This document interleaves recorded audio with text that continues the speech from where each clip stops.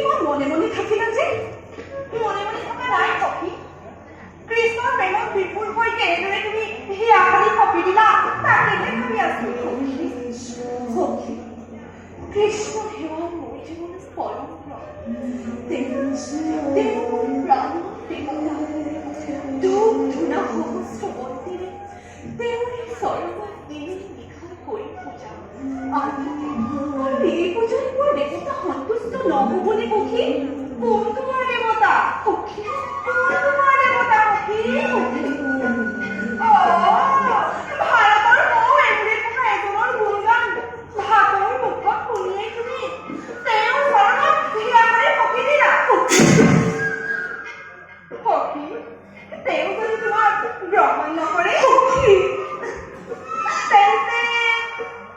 তেন্তে কাক তোমাৰ দেৱতা পাতিবা সখী সখী কামৰূপ তথা কুণ্ডিলৰ কোনো কুমাৰীয়ে কিন্তু বিশ্বনে গ্ৰহণ নকৰে তাৰ বাবে চিন্তা নাই সখী ভগৱতীৰ শিখাজনত অন্তৰত উদ্ভাসিত কৰি তেওঁৰ চৰণত দিনে নিশাই কৰি পূজা আৰু এই হ'ব মোৰ জীৱনৰ ব্ৰত নিৰ্মল আকাশৰ পৰা অখণ্ড মণ্ডল চন্দ্ৰই তেওঁৰ চাই চাই নিজৰ ৰথ থমকাই থাকিছিল গোপিনীসকলে আনন্দত পূৰ্ণ হৈ কীৰ্তন গাই নাচি নাচি ভাঙৰি পৰিছিল আৰু ময়ো ঠিক তেনেকৈ সখী কৃষ্ণ ধ্যান কৰি কৰি আপোন পাহৰি হৈ যাওঁ সখী কৃষ্ণ ধ্যান কৰি আপোন পাহৰি হৈ যাওঁ সখী মোৰ মুখেৰে তুমি এনে সংকল্প কৰি অলপো ভাল কাম নকৰিলা সখী সখী চকুৰ কৃষ্ণক বিশ্বাস নাই সখী আৰু কৃষ্ণক পোৱাটো ইমান সহজ নহয় সখী পালেও জানিবা তেওঁক ধৰি ৰখাটো বৰ টান সখী তোমালোকে মোক আশীৰ্বাদ দিয়া সখী ভক্তৰ অধীন ভগৱান এই কথা যদি সঁচা হয় এই দিনত খেদিত হৈ কৃষ্ণ নিজ কৰি আশীষ নিৰ্মাণে নিদিবনে সখী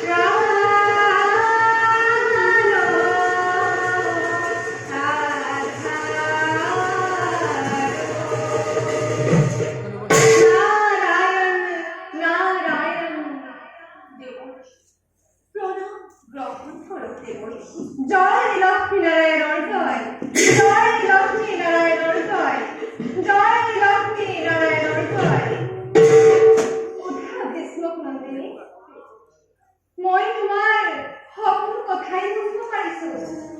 পিছে যাৰ তুমি হৃদয়ত স্থান দিছা, ইমান সহজে জানো তেওঁ পাব পাৰিবা? নিশ্চয় কথা। গায়ক কৃষ্ণ মহা গপতীয়া তেওঁ। গপুৰত দিনে নিশাই গৰু চৰাই ডাঙৰ হোৱা কৃষ্ণই তোমাৰ অন্তৰৰ কথা জানো ইমান সহজে বুজিব পাৰিব? মই হলে কমলে বিশ্বাস কৰিব পৰা নাই। গোবিন্দ কৃষ্ণ হৰি নাৰায়ণ। সখী তোমাৰ নামে কৈছো দেৱকী, মিছাকৈ সখীৰ নাম উচ্চাৰণ হৈছে। আমাৰ সখীৰ কাৰণে অসমৰ ৰজা মহাৰাজা সখী তোমাক যে মোৰ মনৰ কথা কি বুজিবা? নাই, কোনেও নুবুজে মোৰ মনৰ কথা। মই নিজেও নাজানো যে মোৰ পৰিস্থিতি অন্তৰত কিহৰ জোৱাৰ উঠিছে। মই আপোনাৰ চৰণতে কৰিছো, মোক আৰু বাধা নিদিবনে মোৰ কি?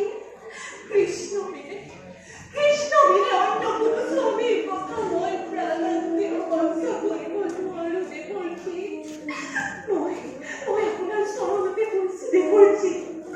জন্মে জন্মান্তৰে যেন মই কৃষ্ণকে স্বামী ৰূপে পাওঁ দেৱকী।